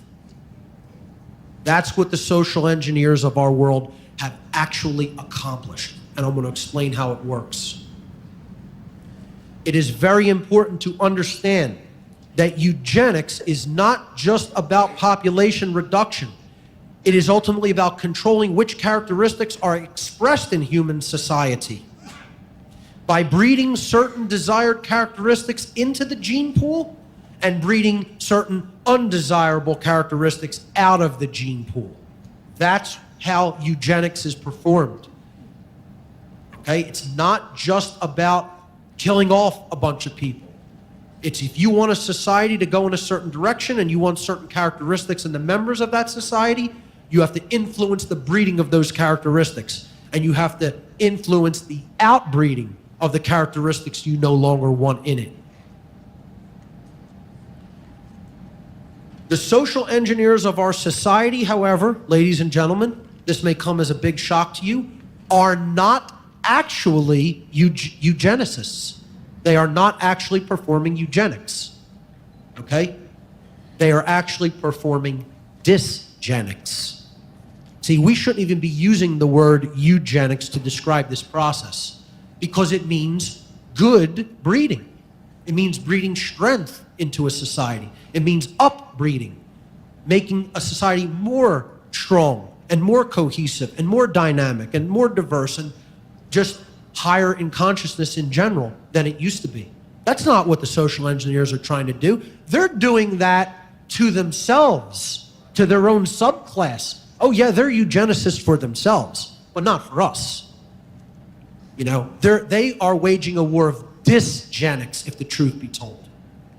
They're creating people with horrible traits and characteristics through the manipulation of human biology and consciousness via chemicals in our food, water, and air, in addition to radionics fields that interfere with and change human physiology for the worse. I know Jay also discussed that in a big way yesterday as well. Our work overlaps a lot in this regard. Instead of eugenics and epi-eugenics, it would actually be much more accurate to refer to the strategies that I'm talking about of these social engineers as dysgenics and epidysgenics, respectively, since these tactics are being used to weaken and destroy target populations instead of improving upon them. So really what we have is neo-feminism and the satanic epidysgenics agenda. That's what's really being waged against us. So that calls to question, when I say satanic Okay. He's gonna get into Satanism. Like, honestly, with this first part of the stream, like, he's laying so much of the foundation. I don't know how much longer we're gonna go because this is like the precursor. This is the foundation. Like, people don't even know what the hell Satanism is. Like, don't know what it is. Can't describe it. Can't, like, actually give me, like, what is it? Just like when people say, oh, it's a Gnostic sex cult. What's that? How does that work? Forces Milita says, holy shit, mate, this links to COVID. Definitely. It definitely does. So, I don't know. I think we're going to go for a little bit more and then we'll come back very soon for the second.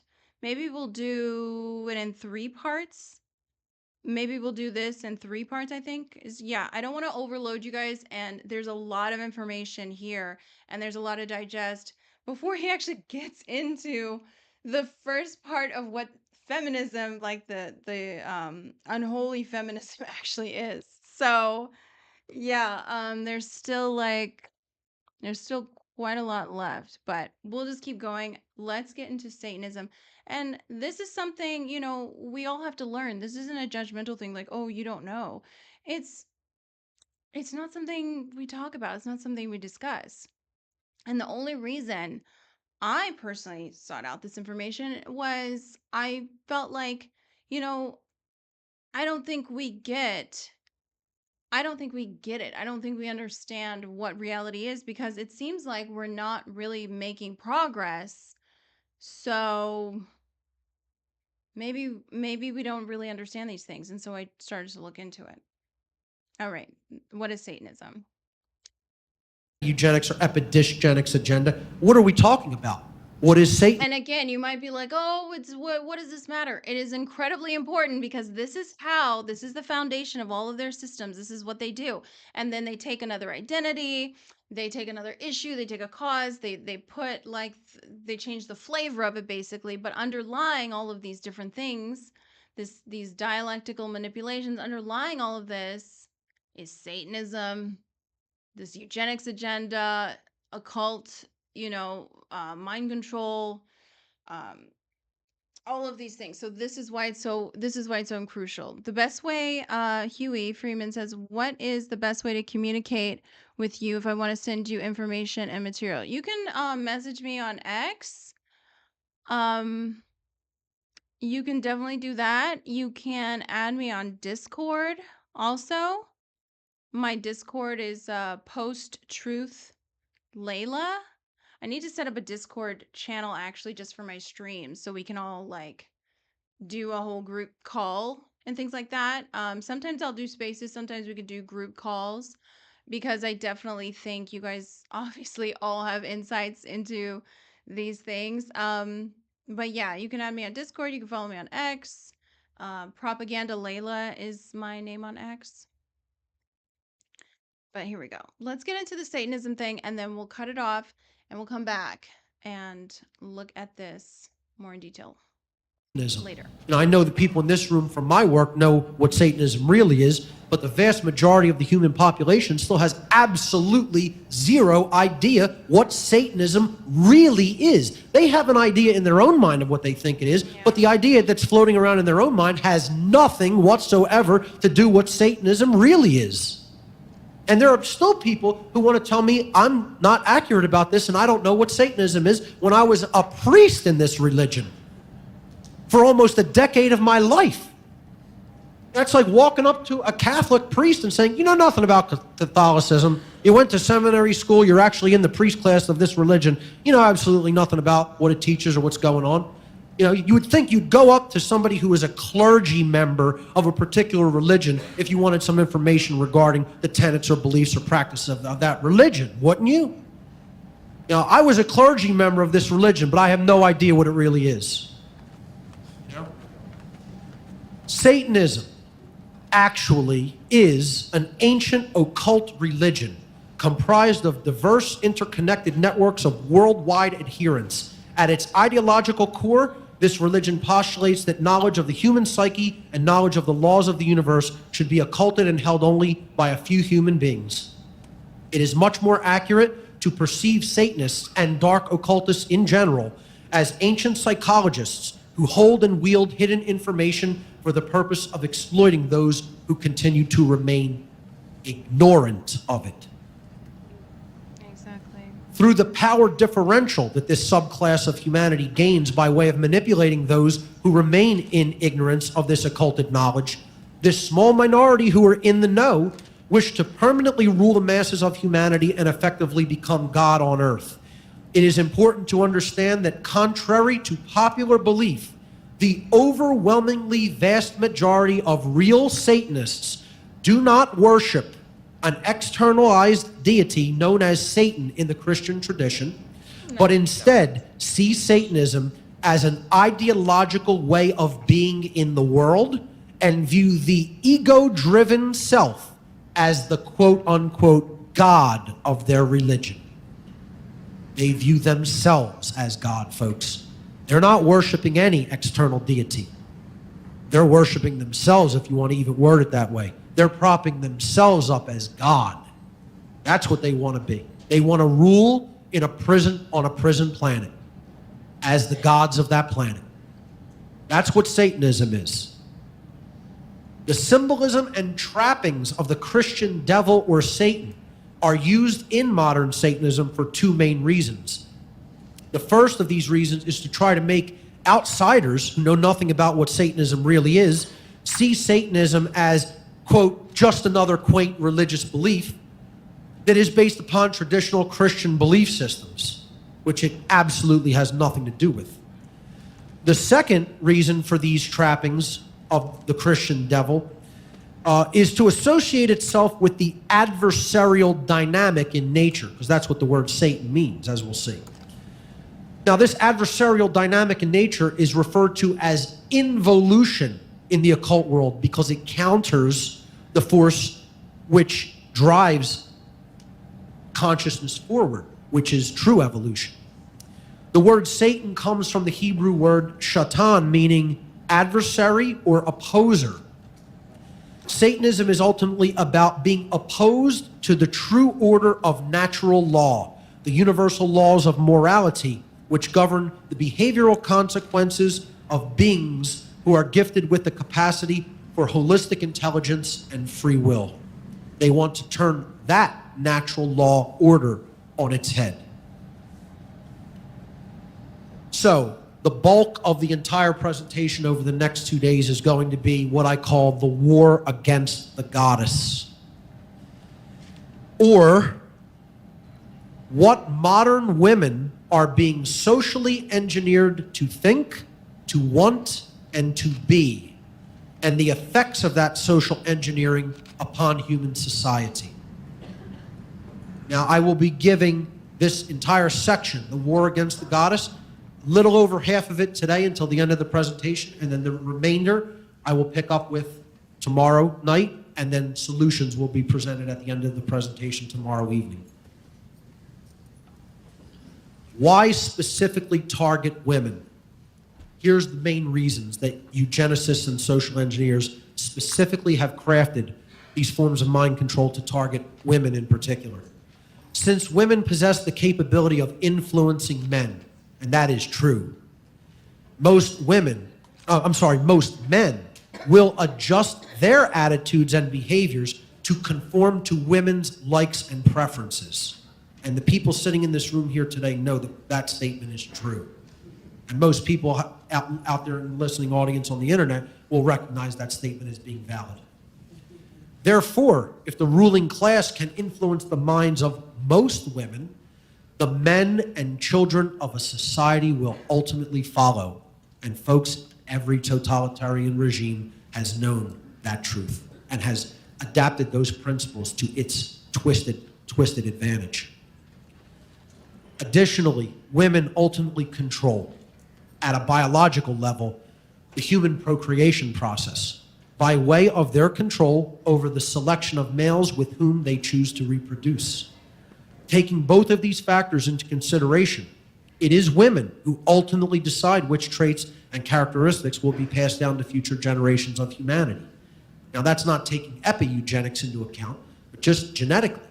Then you add all the epigenetic stuff, and if you have women under that epigenetic form of mind control, the manipulation of their consciousness, you're going to absolutely influence the characteristics that are going to be expressed at an epigenetic level as well.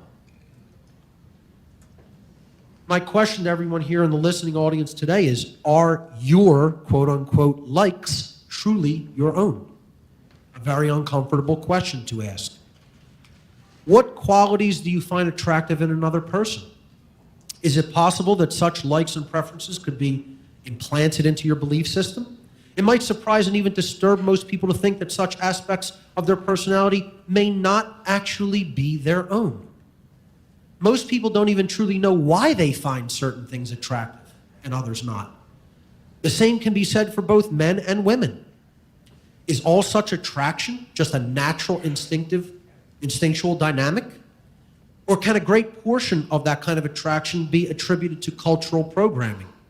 And I would suggest most certainly it is the latter.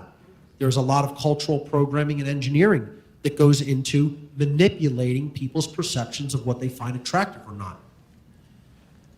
Edward Bernays, one of the leading social engineers of the last century, absolute Satanist, involved in the Tavistock Institute of Human Relations, Chatham House, Wellington House, involved with Walter Lippmann, another huge eugenicist, radically transformed for the worse modern Western society, this mind controller and eugenicist.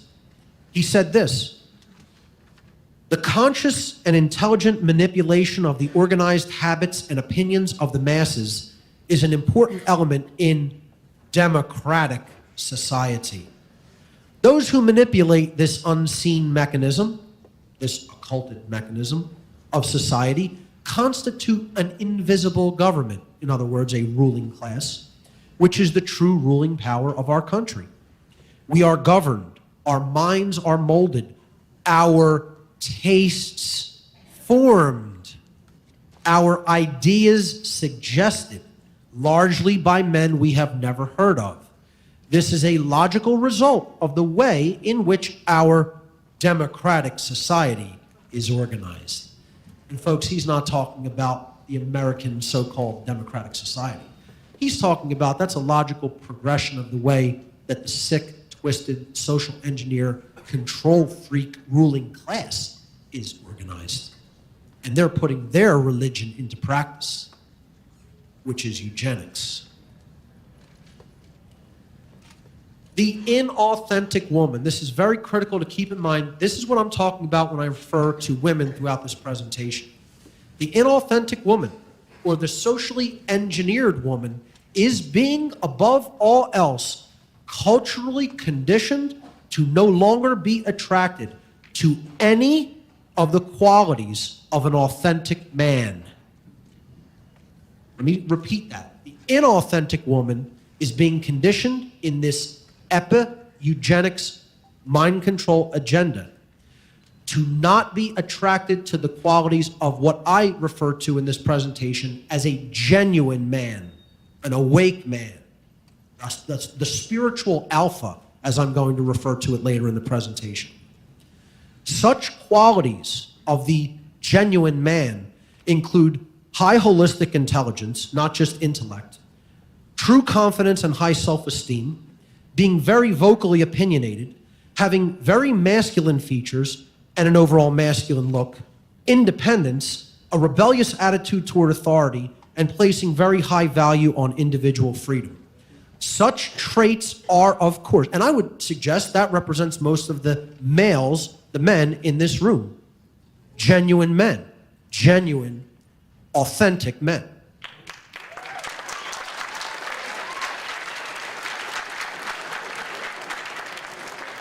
However, of course, such traits are seen as highly dangerous to the goals of the ruling class, who wish especially to see society produce weakened men, since weakened, emasculated men, quote unquote men, are very unlikely to resist the state, while strong, independent thinking men are more likely to resist the control of the state. That's why they want to breed these qualities out of the human male. And that's why they want women specifically not to find those qualities attractive in a potential partner. When I say the authentic or the inauthentic man or woman, what am I talking about? So I've made this real simple breakdown chart of what I consider the authentic being versus the inauthentic being. All of the things that are listed in red are what I consider the inauthentic human, or what we can consider the beta class of humanity, which is the bulk of humanity. The bulk of humanity fits into those red squares, okay? Then there's the true alpha class of human beings, of male and female, okay? This is what I call the spiritually awake, the spiritual alpha female, the spiritual alpha male.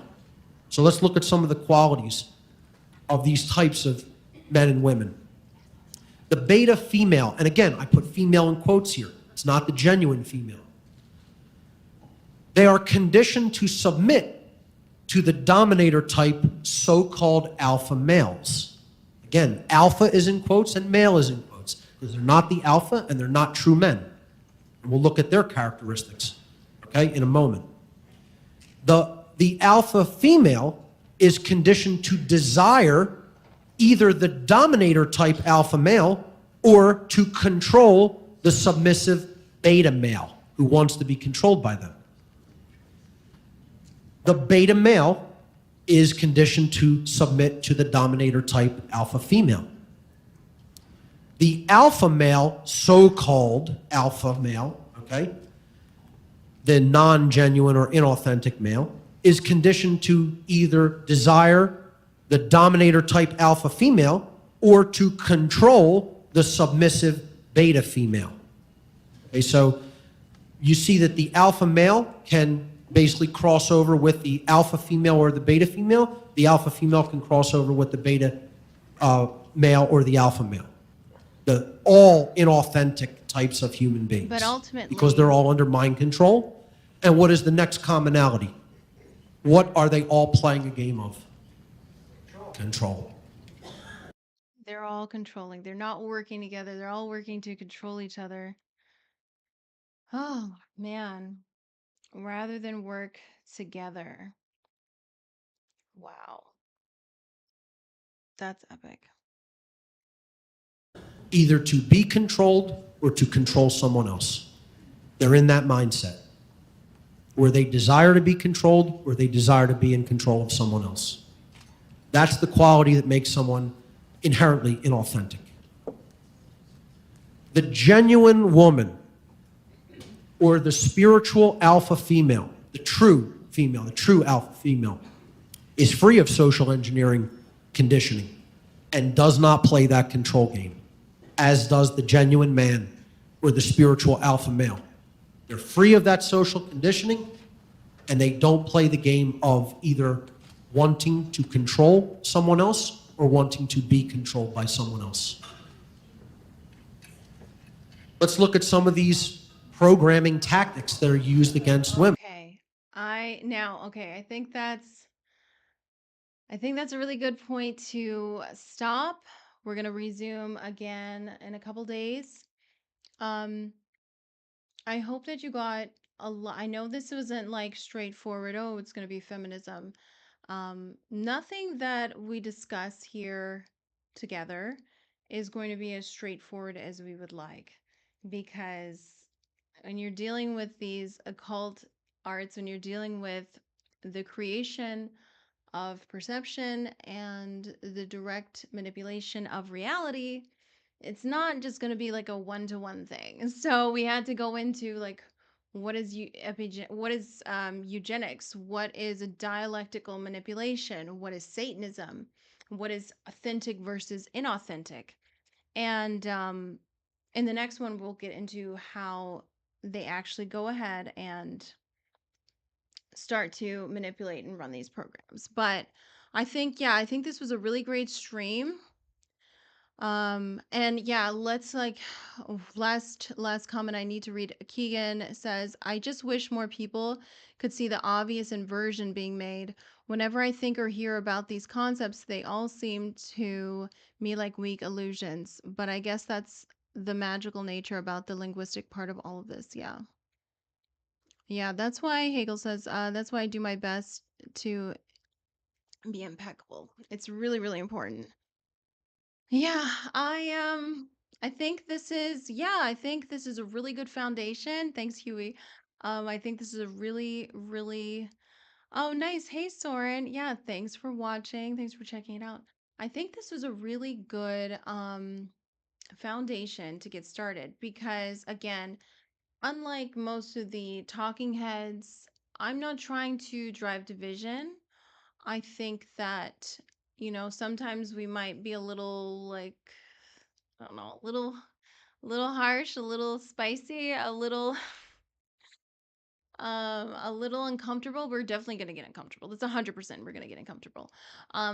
We might get triggered, whatever. We might rage quit. But at the end of the day, I really believe in all of you, and I believe in myself that just we hate our enemies so much. Oh, I need to get that quote. That's such a good quote. We hate our enemies so much, we'll put aside our anger and do what's necessary and do what's needed to be done because we're fighting for our lives. We're fighting for our freedoms.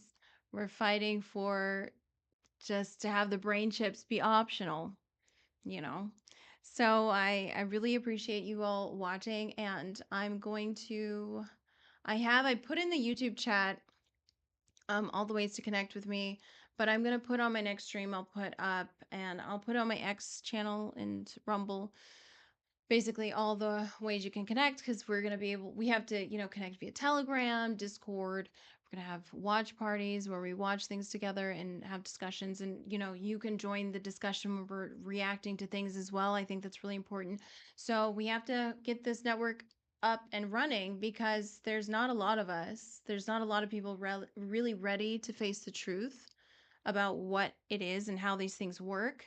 Many people, and they're great. They can be at the surface level. They can be at the, oh, this is a problem or that is a problem and not really understand, but it's up to us to actually get beneath the surface, get uncomfortable, and realize we've been lied to and that we need to stop lying to ourselves. So stay positive, stay based, stay beautiful. And yeah, righteous anger has to be engaged against these people. Totally. I'll see you next time. And I really appreciate your support. So make sure, make sure to share the channel. You can share the stream, however you're viewing, share the channel, like and subscribe. It really has to be done.